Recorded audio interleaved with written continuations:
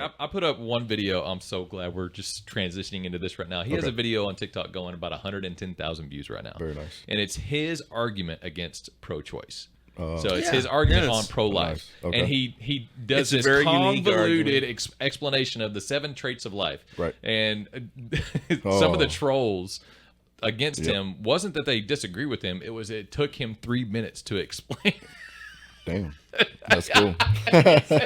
He said, damn. But that's a slight exaggeration. It's not that convoluted. Go ahead and give him some context, because I know you're the king of context. And so tell him what the 7 traits of life are. And explain it just like you explained it in the video. All right. So this is my argument. This is my very unique argument against pro-choice.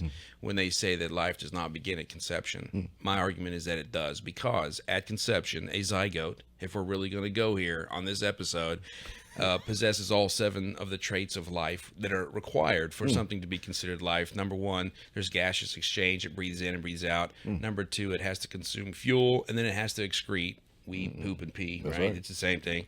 There has to be some homeostasis. It has to maintain its own homeostasis. What was the other one? Cellular matter. There's another one though. It has to be able to reproduce and by nature, and it has to be consistent of cellular matter. And when the sperm cell goes and gets inside the egg cell, what's created is a zygote that immediately starts exhibiting all 7 of those behaviors in his life. That's cool. Isn't it cool, man? That is cool. That's cool, right? Yeah. And he learned that in the 3rd grade. I learned that in the I 3rd did grade. not remembered learn- it. I I did not. I've never. Yeah. I've One of never his heard that. things he said before he said that in the video is like, maybe God wanted me to remember this. Yeah. Because I was going to be on a podcast. Clearly he did. Clearly he did. Yeah. And it's going semi-viral. Just since we're talking about viral stuff, what is your idea of viral? Viral. I guess a certain level of penetration. So, for example, So perfect little word to use after we just talked about. you're right. When the sperm is there. For example, my kids now say 2 numbers, 6, 7.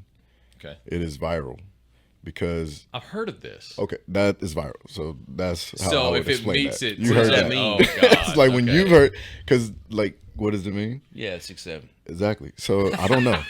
I don't know. Exactly. I don't know. Yeah, I don't know. But it's But viral. it's viral, and it happened. This is, I want to say, I guess around spring, summer, sometime. I don't know. But the kid who created it, or made it viral, came from a song, and they were interviewing. I think they were asking something about his height, and he was like 6, 7. And it just, Why? I don't know. But now everybody literally says 6, 7. bro. So This they're is- talking about the This is a perfect example of you never know what's going to go Yeah, viral. exactly. Yeah. And I was just having a conversation with our distributors for our movie coming out, and they were talking to me about starting their own podcast. I'm like, don't do it until you talk to me. I've already worked out all the kinks. Yeah. And I just told them when they were talking about social media, it's like, just post, because you never know what's going to go viral. Yeah. Like I have 2 videos that went over 1 million views, one on Instagram, one on TikTok, 2 different things. One was about how the FBI tells you or warns you that these text messages you're getting on your phone about you owing tolls is a complete scam. And all they're trying to do is get your personal information if you click on the link. Because once you click on the link, it gives them total access to your phone. And then the other one was on Instagram, 1.1 million views. That one I just told you about was 1.6 million views on TikTok. The one on Instagram, 1.1, was just me explaining what the new F-47 is. Wow. It makes 0 sense. Like 0 sense. It boggles his mind. Yeah. So like, there was one time no idea. I had a video go over 300,000 views on TikTok, and it was me trolling the left because of Trump trolling the left and Elon trolling the left, how they like canceled all the government credit cards. And then they got sued, so they just turned them all back on and set the limits to $1.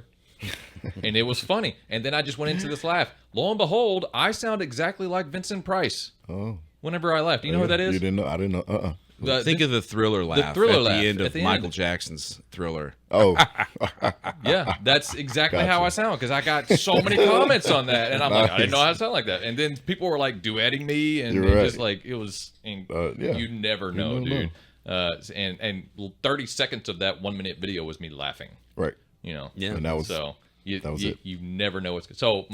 I'm not trying to promote social media here because I loathe social media, but it's a means to an end, and it is free marketing. Yeah. Get into social. If you're an actor, last thing you're anything business, the last thing I expected was to be anywhere attached to social media, but now it's my life. Yeah, he did not expect my convoluted defense of pro-life to go as viral as it did. No, not at all. Yeah. I put two videos together because, I don't know if you've heard of Opus Clips. It's where if you do a podcast like this, you can upload the link for the full episode and it clips it up for you. Yeah, and it clipped it up, and it clipped up that whole explanation to two different videos. So I downloaded both of them and just put them together, and that's when it went viral. And I was semi-viral. I call such a cool guy.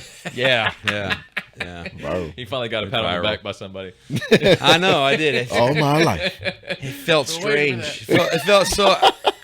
It warmed my heart. Oh, I love it. I know Nick's going to want to talk about some NFL stuff, but if we can, let's just go ahead and knock out the political, if you don't mind. Sure. So I asked you before the show if you are political, and you said that you're more independent, but you lean conservative. Certainly. But I love what you said. You said, I'm more about the gospel. Certainly. Yeah. And so do you believe that your politics need to be infused with your faith beliefs? Or I think so. I think on the ground, the gospel is people. Right. It's love internally that you're receiving from God, and then that goes out to people. Yeah.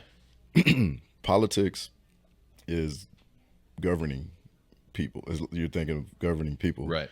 God has spoken about that. We should obey our leaders. There's Romans 13, brother. Romans 13, exactly. But I think give to Caesar what is Caesar's, give to God what is God. I think separates those two. Okay. And my life under whoever the leader is doesn't matter. It's to God. Right. If there's some laws that are in the land that go against God's law, I have to stand against that. Of course. If there's laws in God's land that make sense based on what we know biblically, right. And then I think there's some things that are gray area stuff, because the gospel to me is good news. Mm-hmm. It is grace that is undeserved kindness flowing downhill to undeserving people. Yeah. And Jesus' sacrifice opened the floodgates for that. Yeah. That forgiveness to take place. Amen, brother. I think that flows to, his children, and then his children are to give that in the land. Yeah. And, in that is like whatever the laws are, showing grace, being honest, which we talk about Charlie, but, being honest about our brokenness and the things that make life hard, the things that God said, hey, if you do it like this, it will be better for you. None of us are going to really nail it when it comes to that. Right. But at the end of the day, setting our sight, like calling it what it is, and pushing for better, pushing for, hey, man, God, I think it would be better if things were like God or designed it to be. Yeah. I think that's a good thing. Okay. But in that space, there's room for it not being like God designed it to be, because it's broken. We are broken. Yeah. The earth is broken. It is all broken. Therefore, we're going to deal with brokenness. We're going to deal with the friction. Good. We're going to deal with the abuse, murder, hate. It is a part of life. Yeah. But I can't meet those things with just point finger. Right. I have to meet it with grace. That's a good way to look all at of it. Yeah, that's great. Yeah, even because after the whole Charlie Kirk thing happened, we felt it, dude. And I was telling Nick, because we did an episode right after it happened just to cover everything, and it was hitting different, and it was, I couldn't figure out why. Like, because I'm usually pretty good with death, especially if I know that the person who has just passed away knows Jesus. They're going to see glory, bro. Yeah. But this time it was like, because we know it was from something that was radical, you know, and it was the negative radical, and we call it the radical left.